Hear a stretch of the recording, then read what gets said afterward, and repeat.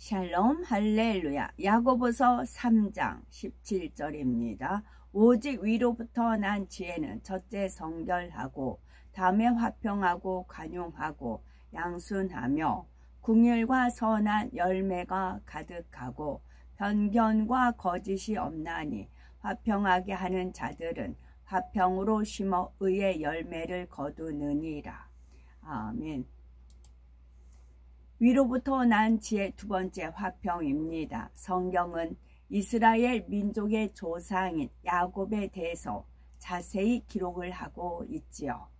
그는 나름대로 꾀가 있어서 자신의 방법과 지혜를 동원해서 많은 것을 얻게 되지만 평안한 날이 없었습니다. 장자권을 빼앗긴 형 에서가 죽이려 하므로 급히 집을 떠나야 했고 20년의 긴 세월 동안 타향살이를 하며 어머니의 임종조차 곁에서 지켜야지 못하였지요. 추위와 더위를 견디면서 밤낮으로 일하는 동안 억울한 일도 많이 당했습니다. 보수 없이 일할 때도 있었고 싹을 받게 된 후에도 외삼촌의 품삯을 속여 번역한 것이 10번이나 되었다지요. 얹혀 사는 처지였기에 아무리 억울해도 불평조차 쉽게 할 수가 없었고 눌러 참아야만 했을 겁니다. 우여곡절 끝에 다시 고향을 향해 떠났지만 20년 동안 원한을 품고 있던 형이 400명이나 되는 사람들을 이끌고 달려옵니다. 그동안 자신의 지혜와 성실로 쌓은 모든 소유와 가족, 자신의 생명까지도 잃어버릴 상황에 온 것이지요. 아무리 지혜를 짜내도 벗어날 길이 없자 그제서야 하나님 앞에 무릎을 꿇었습니다. 자신의 방법, 지혜, 능력과 의지 모든 것을 내려놓고 철저히 낮아져 간절히 하나님께 매달렸지요. 전능하신 하나님께서 그 기도를 들으시고 응답하시니 모든 것이 극적으로 해결됩니다. 형 에서의 마음이 순간에 녹아 동생을 죽이려 하던 에서가 야곱을 끌어안고 눈물을 흘렸지요. 이 순간 야곱은 자신이 아무리 지혜가 있다 해도 하나님 앞에서 자신이 얼마나 미약한 존재인지 철저히 느꼈을 겁니다. 그러니 지렁이 같은 야곱이 되어서 온전히 하나님 앞에 낮아질 수 있었지요. 이러한 체험을 하신 분들이 있습니다. 승승장구하여 두려울 것이 없었는데 어느 한순간에 도저히 감당할 수 없는 위기를 맞지요. 사고나 불치병, 사업의 부도나 가정의 문제 등으로 인해 하나님 앞에 나와서 철저히 낮아지니 해결을 받았습니다. 자기 힘으로는 아무리 극복해 보려고 해도 안 되던 것이지만 전능하신 하나님께서 도와주시니 해결되더라는 것이지요. 그래서 이제는 자신의 지혜가 아니라 하나님의 지혜를 의지하여 살아간다고 간증을 하지요. 이처럼 크고 작은 모든 일 속에서 자신의 지혜와 능력을 의지하지 말고 하나님의 능력과 위로부터 난 지혜를 구하면 가정이나 학교, 직장에서도 항상 사랑받고 하나님께 영광만 돌릴 수가 있습니다. 위로부터 난 지혜를 얻기 위해 첫 번째 비결은 성결이지요. 위로부터 난 지혜의 첫 번째 비결은 성결입니다. 하나님의 지혜는 사람의 지혜를 초월하며 세상의 지혜와는 다릅니다. 하나님의 지혜는 오직 선한 방법으로 이루어지기 때문에 그 지혜를 깨닫기 위해서도 깨달은 대로 선을 행하기 위해서도 먼저 마음의 성결을 이루어야지요. 마음이 악이 있으면 선한 지혜가 떠오르지도 않고 선을 행하기도 쉽지 않기 때문입니다. 세상에서는 악하고 간교한 것도 지혜라고 하지만 하나님께서는 이를 미련하다 말씀하시지요. 악한 꾀를 써서 얻은 열매는 하나님께서 지켜주시지 않으므로 언제든지 사라질 수 있기 때문입니다. 물론 겉으로 봐서는 악한 꾀를 쓴 사람이 평안하게 잘 사는 것처럼 보일 때도 있지요. 그러나 겉으로는 형통하게 보여도 그 삶의 내면에는 얼마나 많은 고민이 숨어 있는지 다른 사람은 알 수가 없습니다.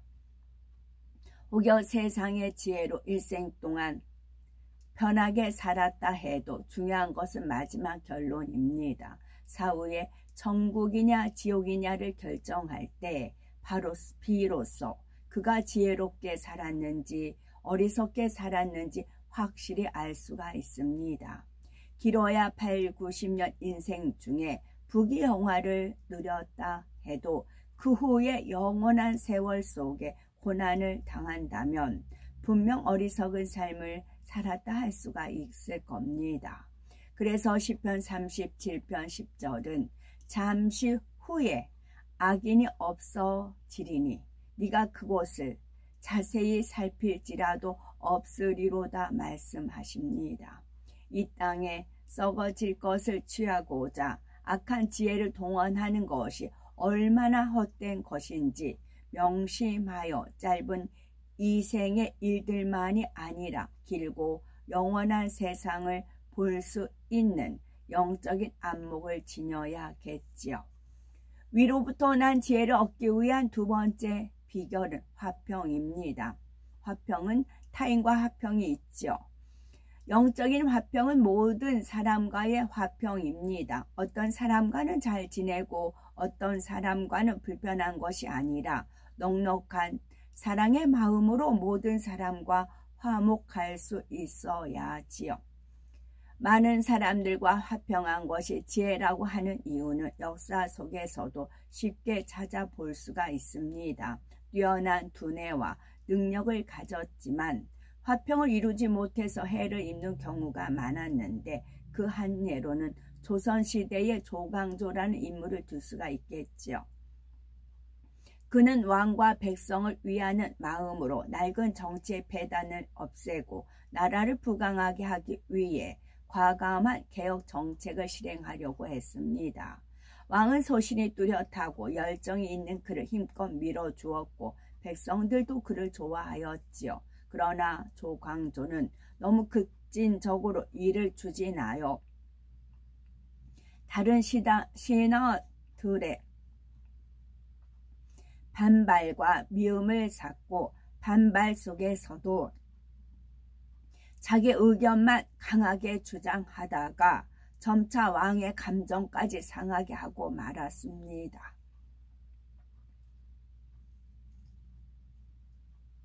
결국 그는 모함을 받아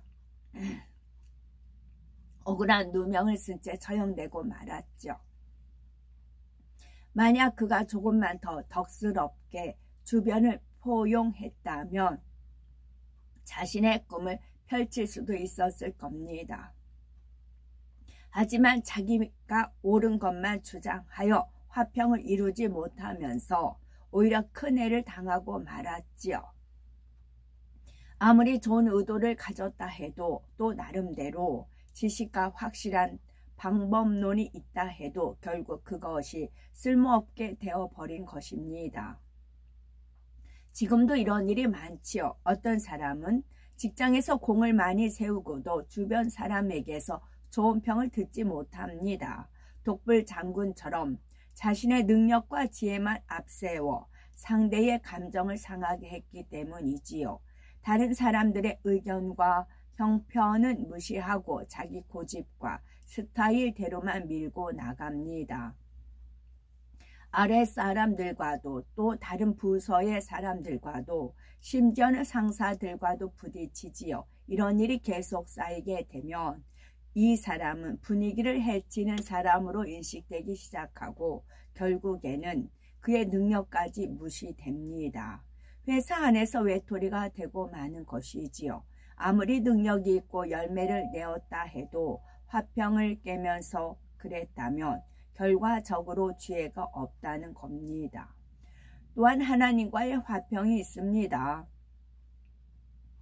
더구나 하나님 일에서는 화평이 매우 중요하지요. 우리가 하나님의 일을 하는 목적은 하나님을 기쁘시게 하는 것인데, 아무리 열심히 일하고 좋은 것을 이룬다 해도 그 과정에서 화평이 깨어지면 하나님을 기쁘시게 할 수가 없기 때문입니다.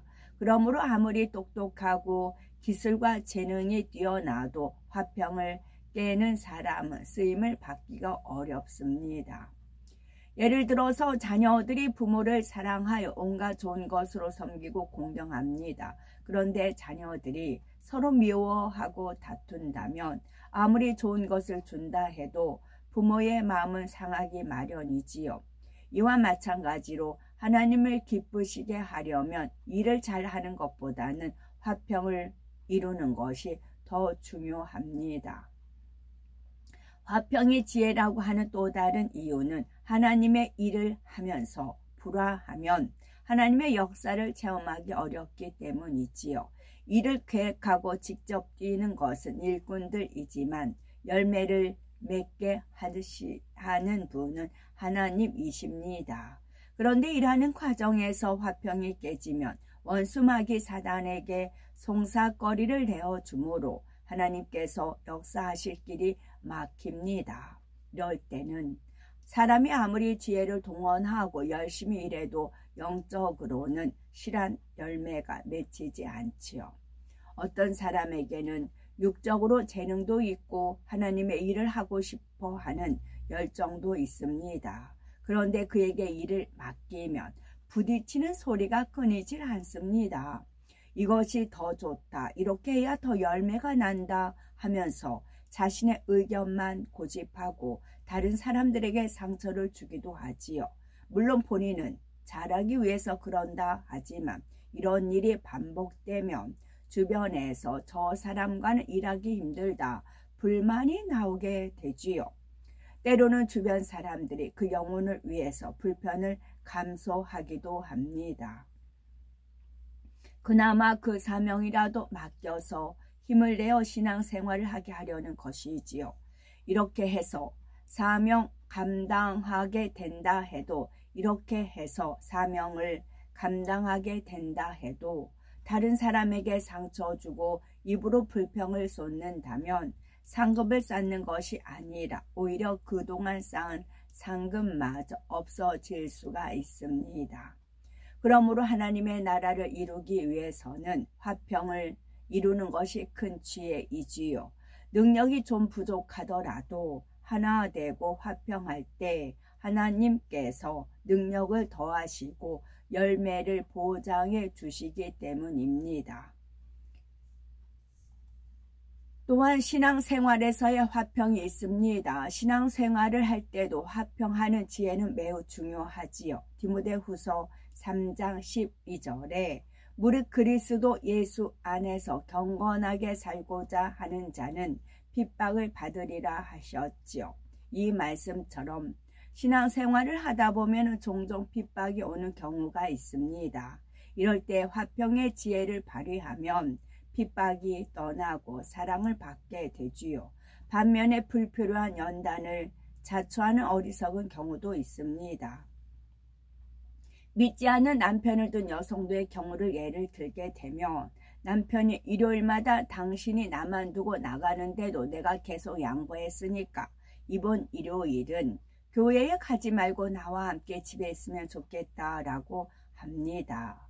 이럴 때 어떤 아내는 또 남편이 억지를 쓰는구나 하고 한숨을 쉬지요. 그러면서 주일은 교회 가야 하는 걸 알면서 왜 또 괜히 그러냐고 혼자 있기 싫으면 같이 교회 가면 되잖아요 하면서 나가버립니다. 나는 당연히 교회를 가야 하니까 그것이 옳은 일이니까 남편의 투정을 받아줄 수 없다는 태도인 것이지요. 이렇게 남편을 서운하게 하면서 가정복음화를 이루기는 쉽지가 않습니다. 물론 주일 예배는 반드시 드려야 하지요. 그러나 지혜가 있는 아내라면 남편과 최대한 화평하면서 주의를 지킬 것입니다. 남편이 좋아하는 음식도 하고 집안도 깔끔하게 정리하면서 상냥하게 남편의 기분을 맞춰주지요. 주일 하루만 그런 것이 아니라 평소에도 그러면 더욱 좋습니다.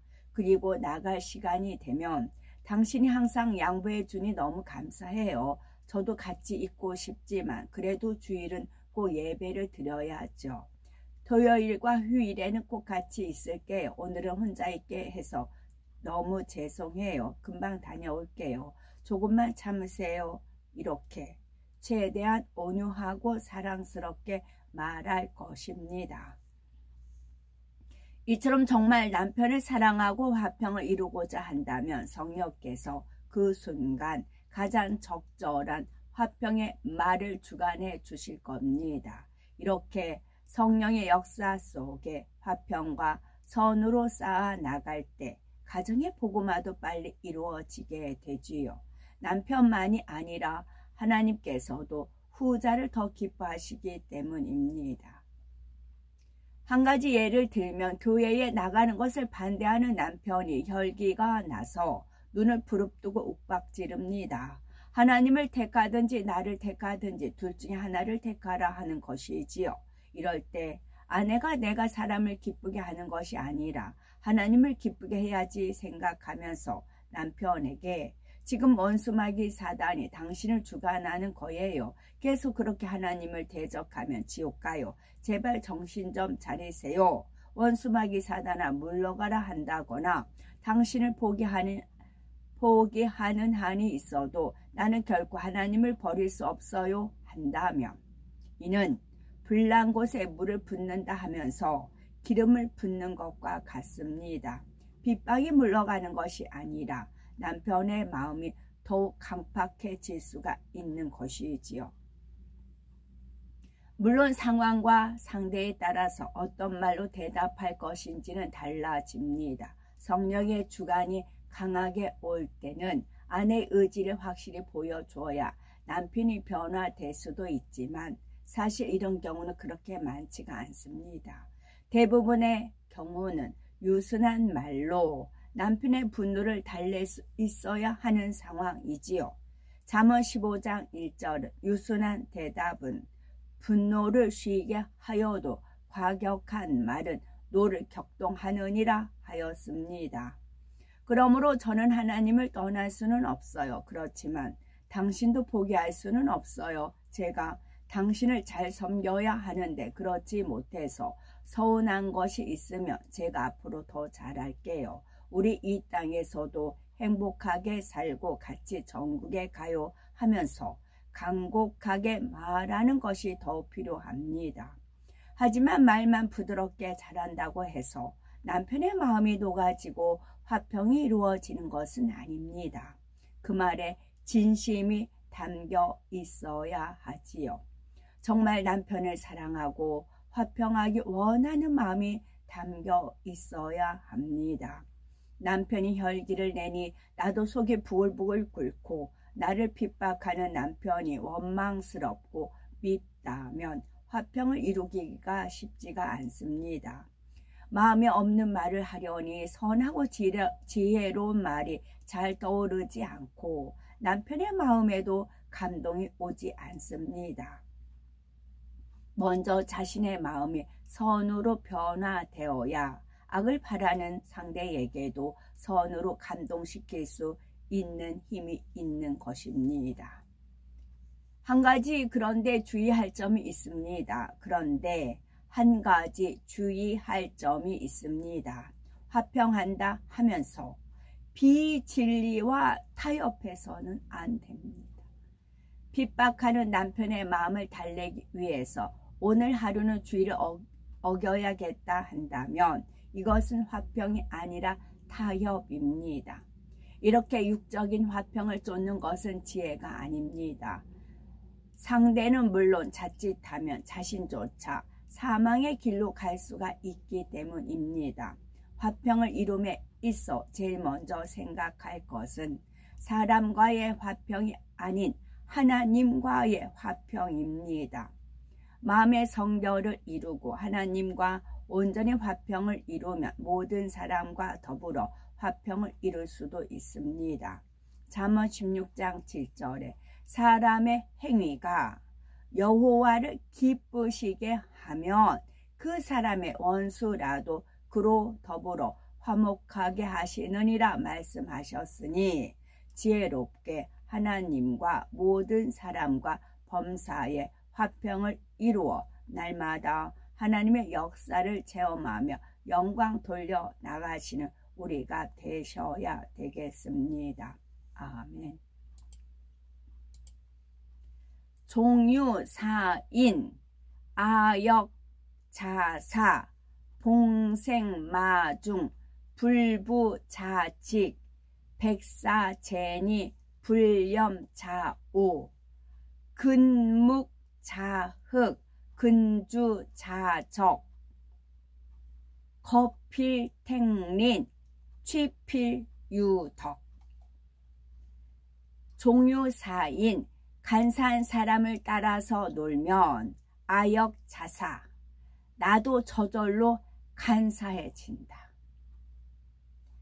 봉생마중, 쑥이 삶 가운데서 자라나면 불부자직, 붙들어주지 않아도 저절로 고다지고, 백사제니, 흰 모래가 진흙에 있으면 불염자오, 물들이지 않아도 저절로 더러워지느니라.